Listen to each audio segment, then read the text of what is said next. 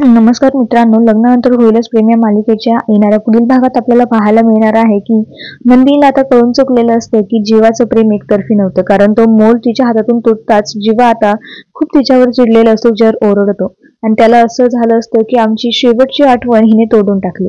तेव्हा नंदिनीला कळालेलं असतं की जीवाचं त्या मुलीवरती किती प्रेम होतं आणि त्या मुलीचं देखील जीवावरती खूप प्रेम असणार आहे. त्यामुळे जीवा असं म्हणाला की आमची शेवटची आठवण होती आणि तू तोडून टाकलीस. आता नंदिनीला कळून चुकलेलं असतं की हे एकतर्फी प्रेम नव्हतं. त्यामुळे नंदिनी आता खूप विचार करते. ती म्हणते की जीवांचं जर एकतर्फी प्रेम असतं तर नक्कीच जे आहे ते जीवांनी जे आहे ते इतकं चिडले नसते आणि नक्कीच हा मोड जो आहे ते दोघांचेही हात आहे, याचा अर्थ हे प्रेम एकतर्फी नव्हतं. त्यामुळे नंदिनीला आता खूप मोठा धक्का बसतो. नंदिनी म्हणते की या दोघांचं जर एकमेकांवर प्रेम असेल तर मी कितीही प्रयत्न केला जुळवून घेण्याचा तरीही आमचं कधीच जुळणार नाही.